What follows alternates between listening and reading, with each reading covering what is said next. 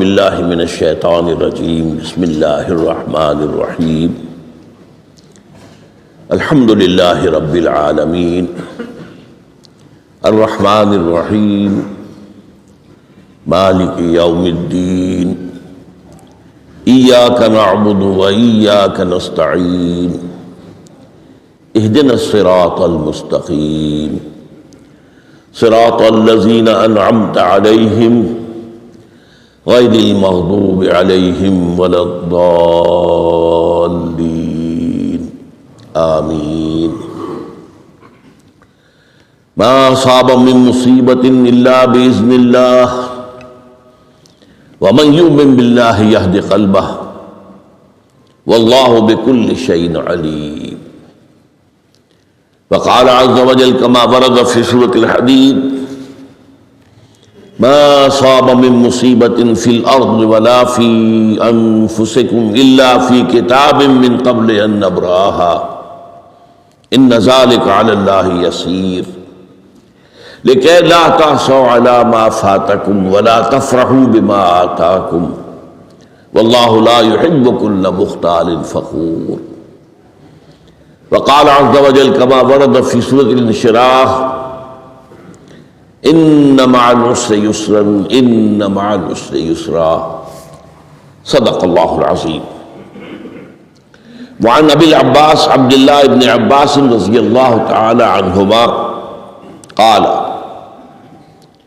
كنت خلف النبي صلى الله عليه وسلم يوما فقال یا غلام انی اعلمک بکلمات احفظ اللہ یحفظک احفظ اللہ تجدہ تجاہک اذا سألت فاسأل اللہ واذا استعنت فاستعن باللہ واعلم ان الامة لو اجتمعت على ان ينفعوك بشيء لم ينفعوك الا بشيء قد كتبه الله لك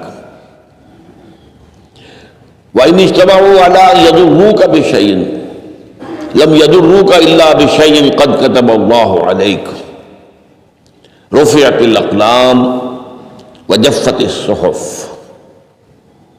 رواه الترمذي رحمه الله وقال حديث حسن صحيح. وفي رواية غير الترمذي احفظ الله تجده أمامك تعرف إلى الله في الرخاء يعرفك في الشدة واعلم أن ما أخطأك لم يكن ليصيبك وما أصابك لم يكن ليخطئك واعلم أن النصر مع الصبر وأن الفرج مع الكرب وأن مع العسر يسرا رب اشرح لي صدري ويسر لي أمري واحلل عقدة من لساني يفقهوا قولي اللهم ربنا الہمنا رشدنا واعذنا من شرور انفسنا اللهم ارنا الحق حقا وارزقنا اتباعه وارنا الباطل باطلا وارزقنا اجتنابه آمین یا رب العالمین. یہ حدیث نمبر 19 40 نبوی کی روح دین کے اعتبار سے ایک بہت ہی اہم مسئلے سے بحث کرتی ہے. اس کے راوی ہے حضرت عبداللہ ابن عباس جن کی کنیت ہے ابو العباس، یعنی ان کے والد کا نام بھی عباس ہے، ان کے بیٹے کا نام بھی عباس ہے. عن ابی العباس عبداللہ ابن عمر ابن عباس رضی اللہ تعالی عنہما. تو اس میں چونکہ جیسا کہ میں نے عرض کیا کہ استعانت باللہ، مدد مانگنی ہو تو صرف اللہ سے مانگو، یہ دین کی روح کا ایک بہت اہم مسئلہ ہے، بہت اہم موضوع، روح دین. میں نے اسی لیے آج سورہ فاتحہ کی تلاوت کی شروع میں کہ اس مسئلے کی اہمیت جو ہے اس کا آپ کو اندازہ ہو جائے. سورہ فاتحہ جو ہماری نماز کا جزو لازم ہے، حدیث نبوی ہے لا صلاۃ لمن لم یقرأ بفاتحۃ الکتاب، سورہ فاتحہ کے بغیر کوئی نماز نہیں. ہر رکعت میں ہم پڑھتے ہیں یا یہ دوسری بات ہے، فقہ حنفی کے مطابق امام پڑھتا ہے اگر جہری انداز میں تو گویا کہ پوری جماعت کی طرف سے ادائیگی ہوئی، لیکن اس پہ اتفاق ہے کہ سورہ فاتحہ ہی اصل نماز ہے۔ اسی لیے ایک حدیث میں جو مسلم شریف میں آئی ہے حضرت ابو ہریرہ سے، سورہ فاتحہ کی تجزیہ کیا گیا ہے مضامین کا، اور وہ حدیث قدسی ہے۔ قسمت الصلاۃ بینی و بین عبدی نصفین، اللہ فرماتا ہے میں نے نماز کو اپنے اور اپنے بندے کے درمیان برابر برابر تقسیم کر دیا۔ بندہ کہتا، اب اس کے بعد ساری تفصیل سورہ فاتحہ کی ہے۔ صلاۃ کہا، قسمت الصلاۃ بینی و بین عبدی نصفین، تو ہم تو صلاۃ میں سورہ فاتحہ بھی ہے، پھر اس کے بعد کچھ ہم اور قرآن مجید کی آیتیں پڑھتے ہیں، پھر رکوع بھی ہے، پھر سجود بھی ہے، قیام بھی ہے، اور قاعدہ بھی ہے، سب ہے۔ صلاۃ تو منہ کا، لیکن یہ کہ اصل صلاۃ سورہ فاتحہ۔ چنانچہ اس حدیث میں تجزیہ کیا گیا ہے، جب بندہ کہتا ہے، میرا بندہ یہ کہتا ہے الحمدللہ رب العالمین، تو میں یہ کہتا ہوں، اللہ تعالیٰ یہ فرماتا ہے حمدنی عبدی، میرے بندے نے میری حمد کی، تعریف کی، ثنا کی۔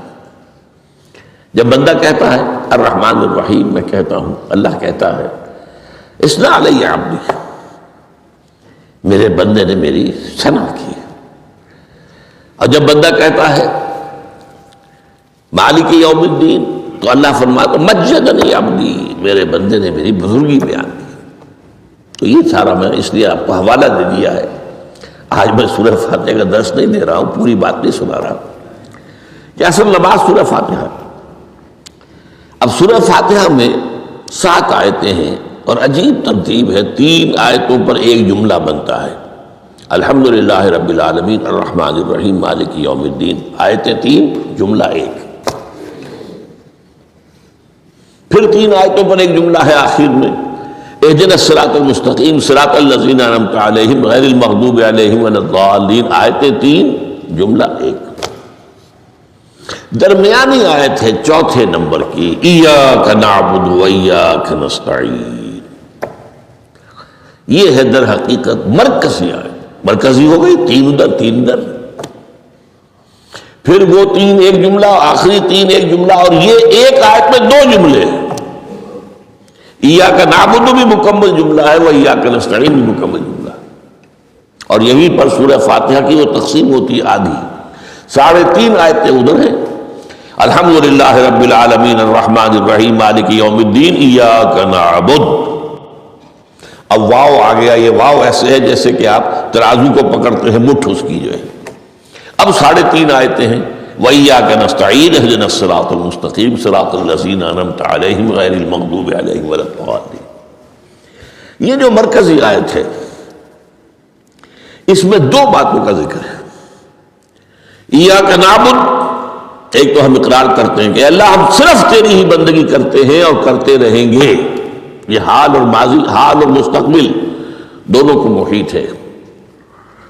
اور دوسرا وَإِيَّاكَ نَسْتَعِينُ، اور صرف تجھ ہی سے مدد مانگتے ہیں اور مانگتے رہیں گے۔ یہ گویا کہ دین کا ایک مرکزی نقطہ ہے، جو صلاۃ کا مرکزی نقطہ ہے، وہی در حقیقت دین کا مرکزی نقطہ ہے۔ اب ہم اس پر غور کر چکے ہیں، 40 نبوی کی حدیث نمبر 3 جو ہے وہ اس پر ہے، ایاک نعبد۔ اس میں گفتگو ہو چکی ہے تفصیل سے کہ عبادت کا تصور کیا ہے، جس کے لیے انسان کو پیدا کیا گیا، وما خلقت الجن والانس الا لیعبدون، اور تمام رسولوں کی دعوت کا مرکزی نقطہ ان اعبدوا اللہ ما لکم من الہ غیرہ، زندگی آمد برائے بندگی، زندگی بے بندگی شرمندگی۔ اور اس میں جو کنفیوژن ہم نے پیدا کر دیا ہے کہ عبادت کو عبادات کے مترادف قرار دے دیا، نماز روزہ حج اور زکوٰۃ یہ عبادات ہیں، وہ عبادت جس کے لیے ہمیں پیدا کیا گیا ہے وہ یہ چیزیں نہیں ہیں، وہ ہے پوری زندگی میں ہمہ تن ہمہ وقت ہمہ جہت اللہ کی اطاعت۔ ہر وقت نماز تو نہیں پڑھی جاتی، ہر روز روزہ تو نہیں رکھا جاتا۔ یہ جو کہا کہ میں نے صرف تمہیں پیدا ہی اس لیے کیا کہ میری عبادت کرو، تو عبادت سے مراد یہ چیزیں نہیں ہو سکتی، یہ در حقیقت اس عبادت کے لیے سپورٹس ہے۔ جیسے 4 ستون ہیں ان پر چھت ہے، چھت کو سپورٹ دینے کے لیے ستون ہے. ستونوں کی معنویت ہی تب ہے جبکہ چھت ہو، ورنہ کیا کہیں گے کس لیے کھڑے کر دیے 4 ستون؟ پاگل پن ہے کوئی؟ کس لیے؟ What for? جب تک کہ چھت کا تصور نہ ہو. شامیانے کے لیے 4 آپ نے بانس کھڑے کیے ہیں، کس لیے؟ اس شامیانے کو سپورٹ کرنے کے لیے. تو اب اس میں جو ایک مضمون آیا وہ یہاں بھی آ گیا اس حدیث میں، تو قرآن مجید کی آیت میں ایاک نعبد و ایاک نستعین، یہ ہے دوسری بات جس پر کہ آج کی ہماری مرکزی جو مضمون ہے وہ یہ حدیث. تجھ ہی سے مدد مانگتے ہیں اور مانگتے رہیں گے. اللہ تعالیٰ سے مدد مانگنا، اب آپ یہ سمجھیے کہ مدد جو مانگی جاتی ہے مختلف الفاظ استعمال ہو سکتے ہیں. استعانت وہ اس حدیث میں بھی آیا، قرآن میں بھی آیا سورہ فاتحہ میں، ایاک نستعین. استمداد مدد طلب کرنا، استنصار نصرت مانگنا، استدعاء کوئی دعا کرنا کسی کام کے لیے، استغاثہ کسی کی دعائی دینا، یہ تمام ایک قبیل کی چیزیں ہیں. ان کو جمع کر لیجیے استعانت. اب استعانت ایک تو ہے عام مادی دنیا کے اصول کے اندر میں کسی سے کہوں بھائی مجھے ذرا پانی پلا دینا، یہ بھی استعانت ہی ہو گئی نا. میں نے اپنی ایک ضرورت کو پورا کرنے کے لیے اسے مدد چاہیے. اس میں کوئی شرک نہیں، کوئی برائی نہیں. معلوم ہے یہ ایک عام مادی قوانین کے تحت ہوگا. یہ علیحدہ بات ہے کہ حضور کے بارے میں یہ آتا ہے صلی اللہ علیہ وسلم کہ آپ کبھی ایسے کام کے لیے بھی کسی کو نہیں کہتے تھے. یہاں تک کہ اگر آپ سواری پر ہوتے تھے اور آپ کا جو کوڑا ہے وہ نیچے گر گیا تو آپ اپنی سواری کو بٹھا کر یا اتر کر خود کوڑا اٹھاتے تھے، کسی سے کہتے نہیں تھے کہ مجھے ذرا اٹھا دو. تو یہ استدعاء، استعانت، استمداد، اس میں ایک درجے ہیں، بڑے اونچے درجے بھی ہیں. لیکن عام حالات میں ہم مادی قوانین کے تحت اگر کوئی مدد چاہے کسی سے تو کوئی بری بات نہیں، اس میں کوئی شرک نہیں، اس میں کوئی کفر نہیں. اگرچہ بعض حضرات کے نزدیک اس کا ایک درجہ ہے، وہ میں بعد میں بیان کروں گا. لیکن یہ کہ ماورائی انداز میں کسی غیر مرئی حقیقی یا باہوما شخصیت سے مدد مانگنا، یہ شرک. غیر مرئی حقیقی فرشتے ہیں، غیر مرئی ہے، حقیقی ہے. موہوما جنہوں نے گاڈز اینڈ گاڈیسز اور آلہہ بنا لیے، دیویاں دیوتیا بنا لیے، یہ موہوما ہے. ان کے وہم کی پیداوار، وہ بھی غیر مرئی ہے. انہوں نے تصویریں بنا دی ہیں پوجنے کے لیے، لیکن وہ یہ کہتے ہیں کہ یہ تصویریں جو ہم نے بنائی ہیں یا یہ مجسمے بنائے ہیں، بت بنائے ہیں، یہ صرف توجہ کے ارتکاز کے لیے ہے تاکہ پورا مراقبہ کر سکے، ہم اپنی توجہ کو مرکوز کر سکیں. ہمیں بھی پتا ہے کہ ان بتوں میں کچھ نہیں ہے. ایک عام ہندو ہے بیچارہ، عام جاہل دیہاتی، وہ تو یہی سمجھتا ہوگا کہ اسی میں ہے سب کچھ، اس بت ہی کے اندر ہے. لیکن جو پڑھے لکھے ہندو ہیں، جو تعلیم یافتہ لوگ ہیں، ڈاکٹر رادھا کرشنن بہت بڑا فلسفی تھا، جو آپ کو معلوم ہے بھارت کا صدر رہا ہے، بہت بڑا فلسفی. تو اس کی ایک کتاب ہے انڈین فلسفی پہ، اتنی موٹی موٹی 2 جلدیں ہیں اور بڑی باریک ٹائپ کی. اس میں اس نے کہا کہ ہم ان بتوں میں کچھ نہیں سمجھتے، یہ تو صرف کنسنٹریشن، توجہ کو مرکوز کرنے کے لیے ہم نے ان کو بنا لیا ہے تاکہ ان کے ساتھ ایک ذہنی اور روحانی رشتہ قائم کرنے کے لیے اپنی توجہات کو مرکوز کر سکیں. بہرحال یہ میں نے بتایا، ایک ہے غیر مرئی حقیقی، ایک ہے غیر مرئی موہوما. غیر مرئی حقیقی میں فرشتے بھی ہیں، معلوم ہے یہاں موجود ہیں، کرامن کاتبین ہیں، لیکن میں یہ نہیں کہہ سکتا کہ ذرا میری یہ مشکل دور کر دو. اس فرشتے سے میں مخاطب نہیں ہو سکتا، یہ شرک ہو جائے. حالانکہ ہمیں معلوم ہے فرشتہ ہے. فرشتے تو اس وقت ہمارے اس مجمع کو گھیرے ہوئے ہیں. حضور کی حدیث ہے، مجتمع قوم فی بیت من بیوت اللہ یتلون کتاب اللہ ویدارسونہ بینہم الا حفتہم الملائکہ وغشیتہم الرحمہ. جب بھی کبھی میرے گھروں سے کسی گھر میں میرے بندے جمع ہوتے ہیں قرآن کو پڑھنے اور سمجھنے کے لیے، سمجھنے سمجھانے کے لیے، تو فرشتے ان کے گرد گھیرا ڈال لیتے ہیں اور ان پر رحمت چھا جاتی ہے اور سکینت ان پر آسمان سے نازل ہوتی ہے، اور اللہ تعالیٰ ان کا ذکر کرتا ہے فی من عندہ. دیکھو اے فرشتو، تم تو کہتے تھے نا کہ اے اللہ تو یہ خلیفہ بنانے چلا ہے آدم، یہ تو دنیا میں فساد مچائے گا، دیکھو وہ میرے بندے وہ کیا کر رہے ہیں. اللہ تعالیٰ ذکر کرتا ہے ان کا اپنی اس مجلس میں، وہ جو ملأ اعلیٰ کی مجلس ہے، جو اللہ تعالیٰ کے قریب ترین جو فرشتے ہیں ان میں. تو فرشتے ہیں لیکن مدد نہیں مانگی جا سکتی. اسی طرح اب ذرا مسئلہ دوسرا وہ مختلف ہی ہو جائے گا.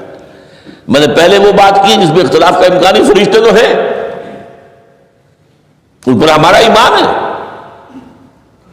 اور اصل میں ایمان بالملائکہ ہی کی شکل بگڑی ہے. یہ جو گاڈ اور گاڈیسز بنا لیے گئے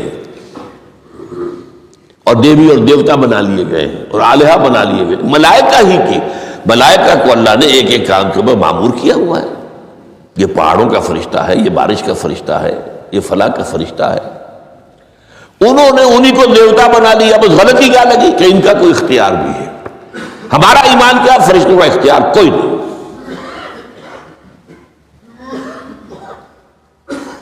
یفعلون ما یؤمرون، جو اللہ حکم دیتا ہے کرتے ہیں، ان کا کوئی اختیار نہیں. بس یہ باریک سا پردہ ہے. یہی ایمان بالملائکہ بن گیا ہے. دیویوں اور دیوتاؤں کی شکل اختیار کی.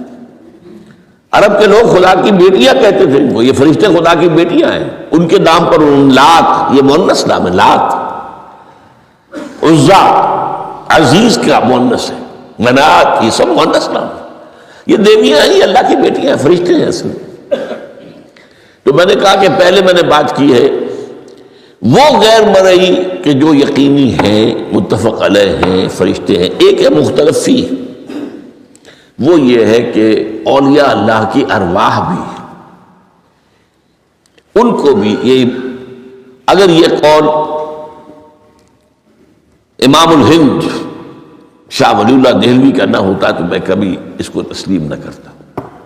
ان کا قول ہے کہ اللہ تعالیٰ اپنے جو بڑے محبوب بندے ہوتے ہیں ان کے انتقال کے بعد ان کی ارواح کو بھی فرشتوں کے جو درجہ اسفل ہے، سب سے نچلے درجے کے جو فرشتے ہیں، ان میں شامل کر دیتے ہیں. اور اللہ کے احکام کی جیسے تنفیذ وہ فرشتے کرتے ہیں وہ بھی کرتے ہیں. اب یہ مختلف ہی مسئلہ ہو گیا، سب کے نزدیک نہیں ہے ایسا، لیکن یہ کہ بعض کے نزدیک شاہ ولی اللہ کہہ رہے ہیں تو اس کو تو ہم اٹھا کر ردی کی ٹوکری میں تو نہیں پھینک سکتے بات. لیکن ان کو بھی نہیں پکارا جائے گا. وہ ہے، وہ بھی اللہ کی سول سروس کے اندر بھرتی ہو گئے. سول سروس ہے نا، اس کے کارڈرز ہیں ہمارے ہاں. پٹواری سے آپ چلیں گے تو ریونیو کا محکمہ جو ہے، پٹواری پر گرداور اور گرداور سے گرداور، قانون گو اور اس سے اوپر اور نائب تحصیلدار، یہ چلے گا. تو فرشتوں کے بھی گریڈ ہیں، طبقہ اسفل، طبقہ اعلیٰ. تو اگر اللہ تعالیٰ اپنے نیک بندوں کی ارواح کو بھی اس میں شامل کر دے تو ہمیں کیا اعتراض ہے؟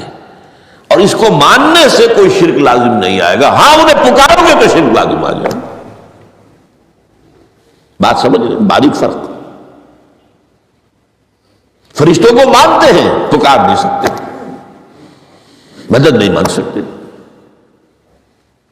اسی طریقے سے ان کو آپ مانتے بھی ہوں اگر کہ وہ ملائکہ کی آخری صف میں ان کو بھی اللہ نے بھرتی کر لیا ہے تو ٹھیک ہے.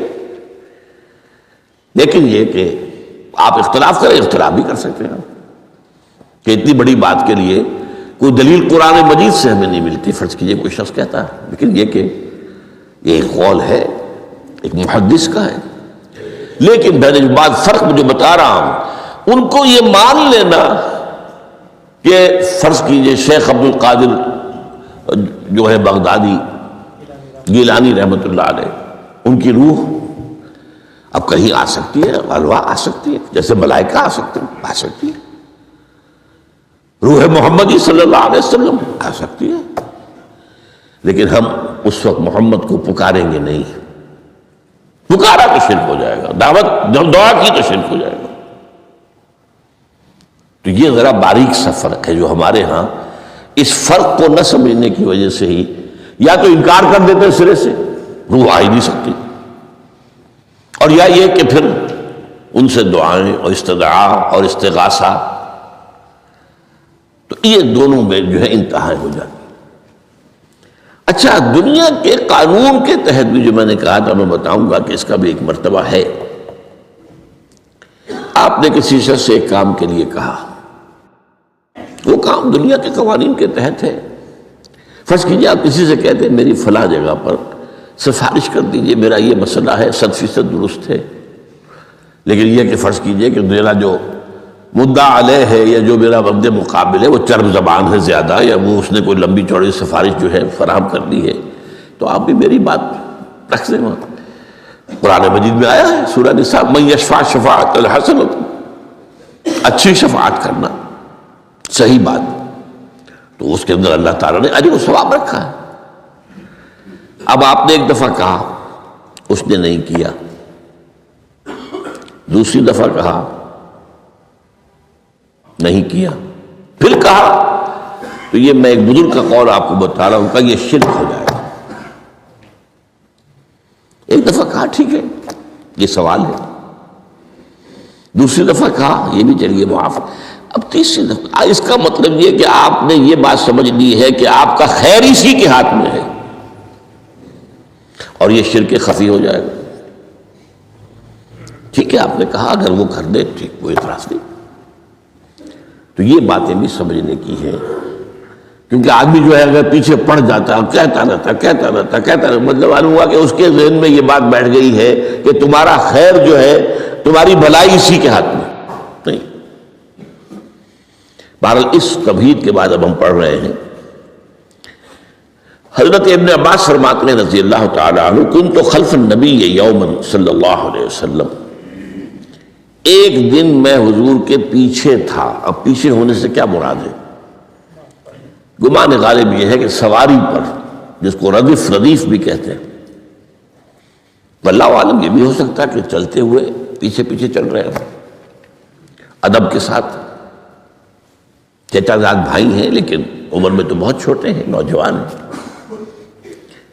اس کیفیت میں حضور نے اب ان سے خطاب کیا، یا غلام، اے نوجوان، اے لڑکے کہا، اے لڑکے، اعلمک کلمات، میں تمہیں تلقین کرتا ہوں چند کلمات۔ اب یہ ہے حضور کا طریقہ تربیت و تعلیم و تزکیہ۔ وہاں کوئی مدرسے نہیں تھے، وہاں کوئی درس کی محفلیں تو نہیں ہوتی تھی، محفل تو ایک ہی ہوتی تھی ہفتے میں، اور وہ جمعے کا اجتماع ہے، باقی حضور کی صحبت ہے۔ فجر کی نماز کے بعد بھی آپ بیٹھے ہیں، صحابہ بھی بیٹھ کے ہیں، کچھ گفتگو ہو رہی ہے، اسی میں تربیت، اسی میں تعلیم، اسی میں تزکیہ۔ وہ علیحدہ ذکر کے حلقے جو ہے وہ ضربے مارنے کے لیے یہ تو نہیں تھے، یہ تو بات کی ایجاد ہے، میں تو سب مانتے ہیں کہ یہ بات کی ایجاد ہے، یہ مصنوع چیزیں نہیں۔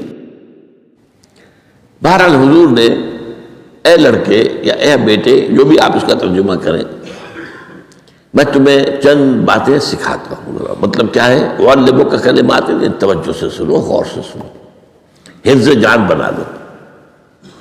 احفظ اللہ یحفظک، پہلا کلمہ، اللہ کی حفاظت کرو وہ تمہاری حفاظت کرے گا۔ اب اس سے مراد کیا ہے؟ عام طور پر سمجھا گیا ہے کہ اللہ کے احکام کی حفاظت کرو، کوئی حکم ٹوٹنے نہ پائے، وہ تمہاری حفاظت کرے گا۔ اور ایک مفہوم یہ بھی ہو سکتا ہے، اللہ کو اپنے دل میں محفوظ رکھو، اس کی یاد سے اس دل کو، اس خانہ قلب کو خالی نہ ہونے دو۔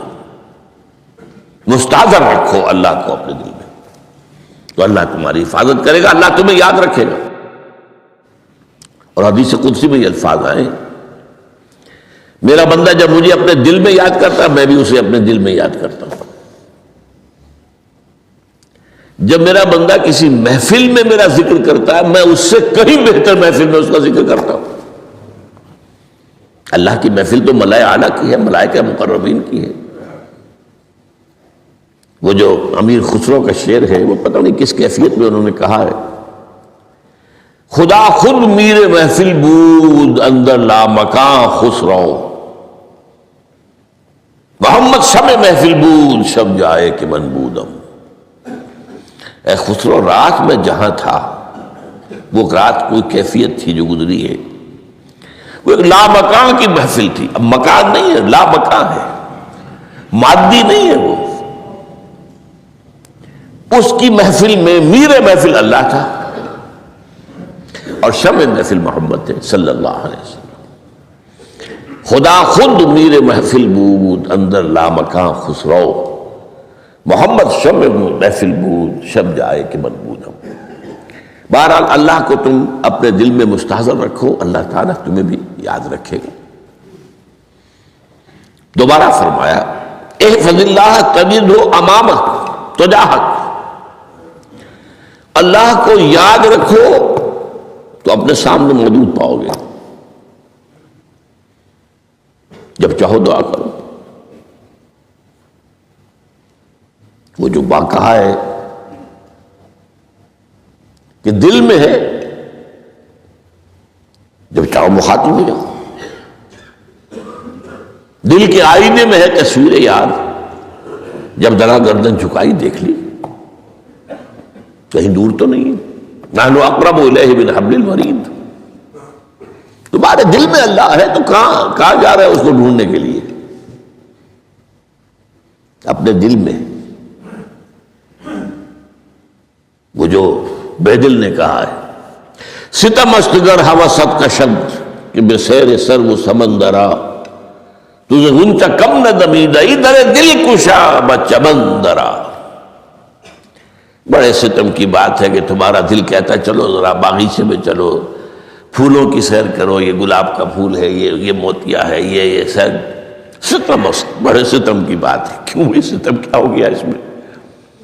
ستم است گر ہوست کا شد، تمہاری خواہش تمہیں کھینچتی ہے کہ بے سیر سر و سمندرا، سر و سمن ذرا ان کی سیر کرنے کے لیے آؤ۔ تجھے غنچہ کم نظر، تو خود ایک غنچہ ہے، تو خود ایک پھول ہے، اللہ کا بنایا ہوا اشرف المخلوقات۔ وہ اشرف المخلوقات سے بڑا کوئی پھول ہو سکتا ہے؟ تجھے غنچہ کم نہ دمیدہ در دل کشا، اپنے دل کا دروازہ کھولو، بچمن درا، اس کے اندر جو چمن آباد ہے وہ کیا ہے؟ روح ہے۔ دل مسکن ہے قلب، قلب مسکن ہے روح کا۔ تو احفظ اللہ تجدہ امامک یا تجاہک، اپنے سامنے موجود پاؤ گے۔ اذا سالتا فاسأل اللہ، اب آ گیا وہ مرکزی مضمون۔ دیکھو جب مانگو اللہ سے مانگو، غیر اللہ کے سامنے ہاتھ دراز کرو ہی مت۔ ایک حدیث میں آتا، یعنی حرام نہیں ہے، دنیاوی قواعد اصول قوانین کے تحت کسی سے مدد چاہنا، کوئی سوال کرنا حرام نہیں ہے۔ وہ تو میں نے کہا کہ اس پر اصرار آپ کریں گے تو اس میں بو پیدا ہو جائے گی، بدبو پیدا ہو جائے گی شرک کی، لیکن آپ سوال کریں، مدد لیں، اسی پر دنیا قائم ہے، ایک دوسرے کے ساتھ تعاون کے ساتھ۔ لیکن اونچا مقام کیا ہے؟ کسی سے سوال مت کرو سوائے اللہ کا، یہاں تک کہ جوتے باندھنے کا تسمہ تمہیں درکار ہے تو بھی کسی سے مت مانگو، اللہ سے مانگو۔ کیا پتہ اللہ کس کے دل میں ڈال دے اور وہ آ کے تمہیں تسمہ پیش کر دے۔ ہوتا ہے ایسا، بسا اوقات ہوتا۔ جو اللہ کے ساتھ لو لگا کر رکھنے والے ہیں ان کے تو ایسے واقعات ہوتے ہیں کہ دل میں ایک بات آئی اور اس کے بعد وہی بات جو ہے وہ کوئی شخص آ گیا، اس نے وہ بات پوری کر دی۔ کیونکہ لوگوں کے دل جو ہے وہ تو اللہ کے دو انگلیوں کے مابین جب چاہتا پھیر دیتا ہے۔ کیا پتہ اللہ کسی فرشتے کو انسانی شکل میں بھیجے؟ آتا ہے فرشتہ، آتا ہے انسانی شکل میں آتا ہے، آپ کی تکلیف کو رفع کر دے، آپ کی ضرورت کو پورا کر دے، اسی سے مانگو، کسی اور سے مت مانگو۔ یہ ہے توحید کا لب لباب۔ یوں سمجھیے اسلام کی جڑ کیا ہے؟ ایمان۔ اسلام کا جو خارجی نظام عمل ہے، انفرادی اعمال ہو، اجتماعی ہو، ان سب کی روح رواں کیا ہے؟ ایمان۔ ٹھیک، ایک بات ہو گئی۔ ایمان کا خلاصہ لب لباب کیا ہے؟ ایمان باللہ۔ جیسے ایمان بالآخرہ بھی ہے، ایمان بالملائکہ ہے، ایمان بالانبیاء ہے، ایمان بالرسل ہے، ایمان بالکتب ہے، ایمان بالقدر ہے، لیکن اصل ایمان، اسی لیے ایمان مجمل میں آپ کو معلوم ہے کسی اور چیز کا ذکر نہیں۔ آمنت باللہ کما ہوا باسمائہ وصفاتہ وقبلت جمیع احکامہ اقرار باللسان وتصدیق بالقلب۔ یہ ایمان مجمل ہے، اجمالی طور پر ایمان اس کا نام ہے۔ ہاں مفصل تفصیلی طور پر آمنت باللہ وملائکتہ وکتبہ ورسلہ والیوم الآخر والقدر خیرہ وشرہ من اللہ تعالی والبعث بعد الموت۔ تو اسلام کی جڑ ایمان، اور اسلام کا سارا جو نظام عمل ہے، چاہے انفرادی اعمال ہو چاہے اجتماعی، ان سب کی روح رواں ایمان، اور ایمان کا خلاصہ ایمان باللہ۔ اور ایمان باللہ کا اصل حاصل وہ ہے جو اس حدیث میں آ رہا ہے۔ اس کے دو ہیں تقاضے، عبادت صرف اسی کی، استعانت صرف اسی سے۔ اس لیے میں نے سورہ فاتحہ کا تذکرہ شروع میں کیا۔ یہ عبادت کا جوہر ہے، عبادت کا جو ہے یہ ایمان کا حاصل، عبادت صرف اس کی ہے اور استعانت صرف اس سے۔ استعانت ہی میں سوال بھی آ گیا، یہ بھی مدد ہے۔ آپ کسی سے کچھ مدد مالی چاہ رہے ہیں یا کوئی اور مدد چاہتے ہیں، کسی کام میں مدد چاہتے ہیں، جیسے میں نے کہا تھا کہیں سفارش کرانا چاہتے ہیں، یہ بھی مدد ہے۔ وَإِذَا اسْتَعَنْتَ فَاسْتَعِنْ بِاللَّهِ، اور جب مدد مانگو صرف اللہ سے مانگو۔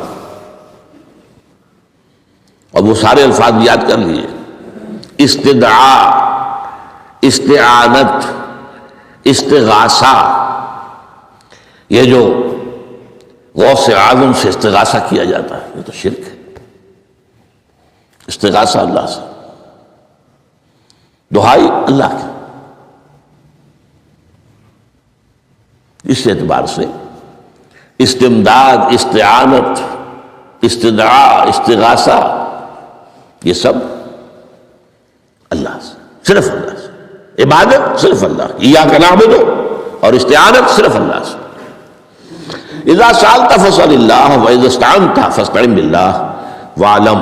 اب یہ جو آخری ٹکڑا آ رہا ہے، حدیث نمبر 4 تھی وہ عبداللہ ابن مسعود رضی اللہ تعالیٰ عنہ، اس میں بھی مضمون جو آیا وہ یہاں پر دوبارہ آ رہا ہے۔ وعلم، اور اے میرے بیٹے، میرے بچے، اے عزیز، علم، جان لو، ان الامت لو اجتمعت علی ان ينفعوک بشیء، اگر سب لوگ جمع ہو کر چاہیں کہ تمہیں کسی شے کا نفع پہنچا دے، کوئی فائدہ پہنچا دے، لن ينفعوک الا بشیء قد کتبہ اللہ لک، نہیں پہنچا سکتے وہ تمہیں کوئی نفع مگر صرف وہی جو تمہارے لیے اللہ نے لکھ دیا۔ پھر کیوں مانگو ان سے؟ یہ تو فعل عبث ہو گیا، بیکار بات ہو گئی، ان کے ہاتھ میں کچھ ہے ہی نہیں۔ لہذا یہ جان لو، سب لوگ مل کر چاہیں کہ تمہیں کوئی نفع پہنچا دیں، نہیں پہنچا سکتے مگر وہی کچھ جو اللہ نے تمہارے لیے اگر لکھ دیا ہے تو مل جائے گا، ورنہ نہیں۔ آپ اندازہ کیجئے کہ جو شخص اس سطح پر آ جائے اس میں کتنا استغنا ہوگا، کسی کے سامنے پیشانی رگڑے گا اپنی، کسی کے سامنے ہاتھ پھیلائے گا،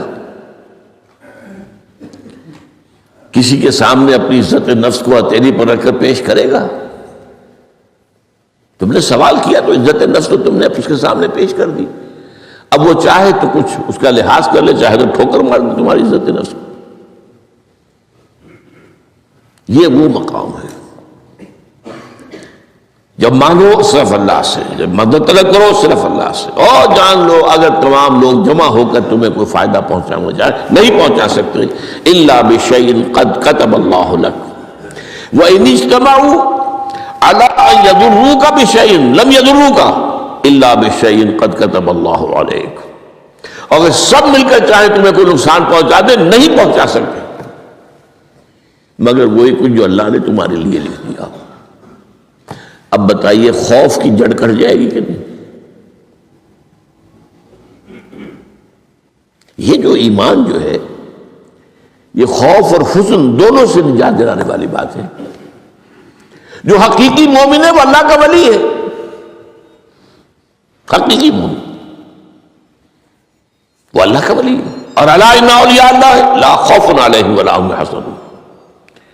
یہ اولیاء اللہ کو علیحدہ مخلوق نہیں ہے، کوئی ان کے سر پہ سینگ نہیں ہوتے، انسان ہی ہوتے ہیں، لیکن حقیقی معنی میں مومن ان اعتبارات سے جو آج ہم پڑھ رہے ہیں ایمان اس درجے کا پہنچ گیا تو اللہ کا ولی ہے. اور لوگ کو خوف کس بات کا ہوگا؟ کس سے خوف کروں؟ اس کے ہاتھ میں کچھ ہے ہی نہیں. اور اگر کچھ اللہ نے میرے لیے لکھ دیا وہ آ کر رہے گا، چاہے میں لاکھ گڑ گڑاؤں اس کے سامنے کہ مجھے چھوڑ دے. اگر اللہ نے لکھا ہوا ہے وہ تو آئے گا، تو کاہے کو اس کے سامنے گڑ گڑانا، کاہے کو جبرسائی کرنا اس کے سامنے. اور کسی کے ہاتھ میں کچھ ہے ہی نہیں، میرا خیر ہے ہی نہیں، کاہے کو خوشامد کرو اس کی. اور سنیے رفعت الاقلام. دیکھو نوجوان، قلمیں اٹھا لی گئی ہیں، وجفت الصحف، اور جو رجسٹر ہیں صحیفے ان کی سیاہی خشک ہو چکی ہے. یہ ہے وہ اللہ کا علم قدیم جس میں ہر شے لکھ دی گئی. اس کی قلم اٹھا لیے گئے. وہ جیسے آپ کو معلوم ہے امتحان ہوتا تھا، 3 گھنٹے ختم ہو گئے، اسٹاپ رائٹنگ، بس اب قلم رک جانا چاہیے. وہ قلم تو تقدیر کا کاتب جو ہے وہ قلم اس کا اب اٹھا لیا گیا، اور جو صحیفے جن پر لکھا گیا وہ خشک بھی ہو گئے. یہ تو روایت ہے جو امام ترمذی نے جس کو روایت کیا، یہ متن ان کا ہے جو ہم نے پڑھا ابھی، اور ان کا قول یہ ہے کہ یہ حدیث حسن صحیح ہے. لیکن یہی روایت اور انہی راوی سے عبداللہ ابن عباس سے رضی اللہ تعالیٰ عنہما اور بھی محدثین نے کی ہے. تو اس میں سے ایک اور متن جو ہے وہ یہاں پر امام نووی نے دے دیا ہے. احفظ اللہ تجدہ امامک، یہ تو پہلا وہ ٹکڑا تھا. وقت تو جاہک تھا، یہاں امامک ہے، مطلب ایک ہی ہے، اپنے سامنے پاؤ گے. اللہ کی حفاظت کرو، اللہ کو دل میں، اللہ کی یاد کو محفوظ رکھو، گویا کہ اللہ کو مستحضر رکھو. ذکر اللہ کے معنی کیا ہے؟ استحضار اللہ فی القلب، یہ ذکر اللہ ہے. جنہیں ہم ذکر سمجھ بیٹھے ہیں وہ ذکر کے ذریعے ہے. اقیم الصلاۃ لذکری، نماز قائم کرو میری یاد کے لیے. نماز ذریعہ ہے یاد کا. یہ علیحدہ بات ہے کہ آپ نے 17 رکعتیں بھی پڑھ لی ہو جو عشاء کی اور یاد آپ کو آئی ہی نہیں کوئی. آپ تو ایک میکینیکل انداز میں جو ہے وہ اٹھک بیٹھک کر رہے ہیں اور آپ کی زبان سے کچھ نکل رہا ہے، اس کا آپ کے شعور سے، دل کی گہرائی سے کوئی رابطہ ہے ہی نہیں. وہ ذکر تو نہیں ہوا. ہاں نماز فرض تھی وہ ادا ہو گئی، آپ کی فرض ادا ہو گئی. تو جنہیں ہم نے ذرائع، جنہیں ذکر سمجھا وہ ذرائع ذکر ہے. اللہ اللہ سبحان اللہ سبحان اللہ زبان سے، یہ تاکہ اس کے نتیجے میں وہ ذکر حاصل ہو جائے. استحضار اللہ فی القلب، ذکر کے معنی ہے استحضار اللہ فی القلب. تعرف الی اللہ فی الرخاء، اور دیکھو کشادگی کے وقت میں تم اللہ کو یاد رکھو، اللہ کی طرف رجوع کیے رہو، بھول نہ جاؤ. وہ نہ ہو جو کبھی کہا تھا، بہادر شاہ ظفر کے اشعار میں سے بہت زور کا شعر ہے. ظفر آدمی اس کو نہ جانیے، چاہے کتنا ہی ہو فام و زکا، جسے عیش میں یاد خدا نہ رہی، جسے تیش میں خوف خدا نہ رہا،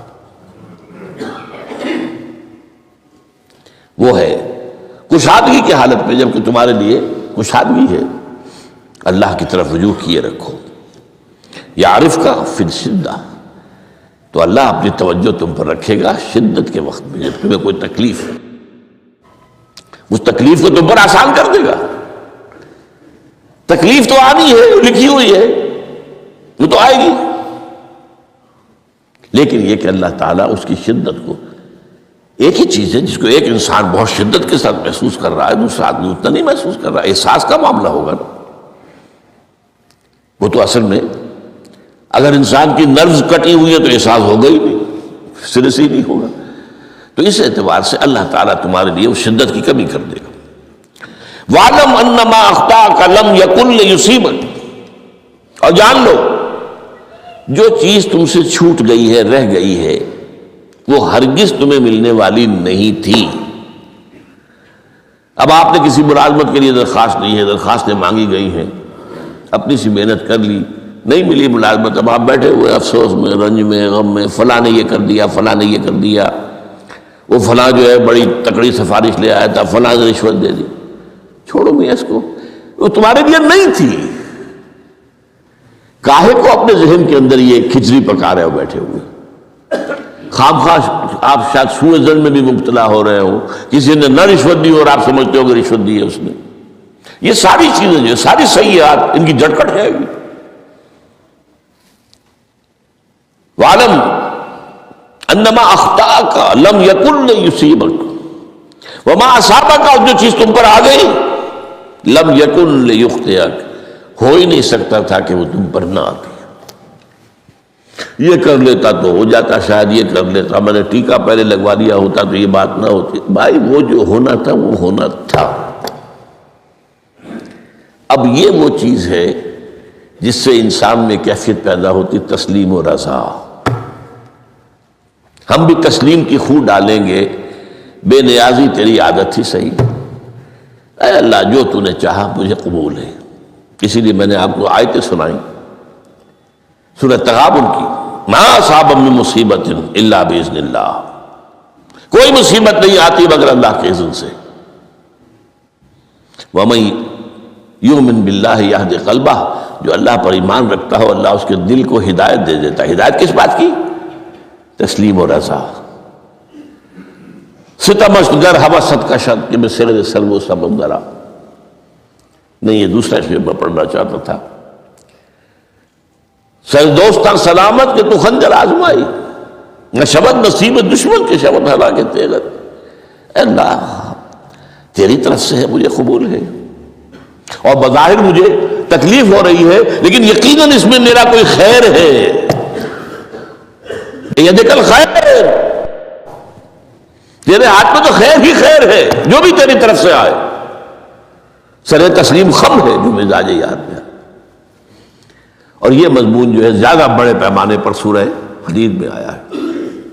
ما اصاب من مصیبت فی الارض ولا فی انفسکم الا فی کتاب من قبل ان نبرأہا، کوئی مصیبت نہیں آتی نہ تمہاری جانوں میں نہ زمین میں زلزلہ آ جانا، سیلاب آ جانا، کچھ اور زمین کا دھنس جانا، یا یہ ہے کہ تمہاری جانوں میں کوئی بخار ہو گیا، کوئی اور تکلیف ہو گئی، اچانک معلوم ہوا کہ انسان جو کینسر ہے، اور کینسر بھی اب 3rd سٹیج کو پہنچ چکا ہے، لیکن جو بھی آیا ہے وہ اللہ کے علم قدیم کی کتاب میں پہلے سے لکھا ہوا ہے۔ فی کتاب من قبل ان نبرأہا، یہ کتاب میں درج ہے اس سے پہلے کہ ہم اسے ظاہر کریں۔ اس کا نتیجہ کیا نکلنا چاہیے؟ لیکن لا تاسوا علی ما فاتکم ولا تفرحوا بما آتاکم، افسوس نہ کیا کرو جو تم سے جاتا رہے، چھوٹ جائے، کوئی عزیز فوت ہو گیا، کوئی موقع ہاتھ سے نکل گیا، ارے بھائی میں چوک گیا، بڑا موقع تھا، اب اس پر افسوس کر رہے ہیں۔ نہیں، جو چیز لیکن لا تاسوا علی ما فاتک ولا تفرحوا بما آتاک، جو اللہ تمہیں دے دے اس پر اتراؤ مت۔ وما اصابک لم یکن لیخطئک واعلم ان النصر مع الصبر، اور جان لو اللہ کی مدد صبر کے ساتھ آتی ہے۔ جو آئے اس کی طرف سے جھیلو، زبان پر کلمہ شکوہ اور شکایت نہ آئے، اللہ سے شکایت نہ آئے، تسلیم و رضا، جو تیری رضا ہے۔ تیری صحت ہمیں منظور ہے، لیکن اس کو مولانا محمد علی جوہر ایک مرتبہ جیل میں گئے، ایک بیٹی بیمار ہوئی، فوت ہو گئی۔ اس کے بعد دوسری مرتبہ پھر جیل میں گئے، دوسری بیٹی کو وہی بیماری ہوئی۔ جیل میں اطلاع ملی کہ بیٹی کو یہ بیماری ہو گئی ہے، تو خط لکھا اشعار کی شکل میں۔ اس کا آخری شعر یہ ہے، تیری صحت ہمیں منظور ہے لیکن اس کو نہیں منظور تو پھر ہم کو بھی منظور نہیں۔ ہم تو چاہتے ہیں میں بیٹی کے تجھے شفا ہو جائے، اسے منظور نہیں تو پھر ہمیں بھی منظور۔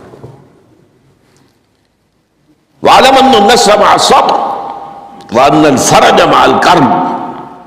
فرج، فراخی، کھل جانا کسی چیز کا، یہ ہے کرب کے ساتھ، تکلیف کے ساتھ، تکلیف ہوتی ہے ساتھ۔ اللہ نے قانون بنایا ہے دنیا کا۔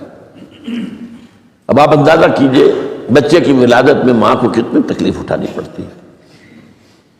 آج کل تو فیشن ہو گیا ہے، سیدھے سیدھے جاؤ، آپریشن کراؤ، تکلیف سے بچ جاؤ، لیکن یہ ہے کہ یہ بھی آپ کے علم میں ہوگا، وہ ساری تکلیف جیسے ہی بچے کو لا کر ماں کے برابر لٹایا ہے، ساری تکلیف ختم، پھر جو راحت اس سے میسر آتی ہے۔ ان الفرج مع الکرب وان مع العسر یسرا، اسی لیے میں نے وہ آیتیں بھی پڑھی تھی، ان مع العسر یسرا ان مع العسر یسرا۔ اس دنیا میں یہ اللہ نے نظام بنایا ہے، سختیاں جھیلنی ہی ہوں گی۔ لقد خلقنا الانسان فی کبد، ہم نے انسان کو پیدا کیا مشقت کے اندر، مشقت تو کرنی پڑے گی۔ کسی کی جسمانی مشقت زیادہ، کسی کی ذہنی مشقت زیادہ، مشقت سے چارہ کسی کو نہیں۔ تو یہ ہے ان مع العسر یسرا ان مع العسر یسرا۔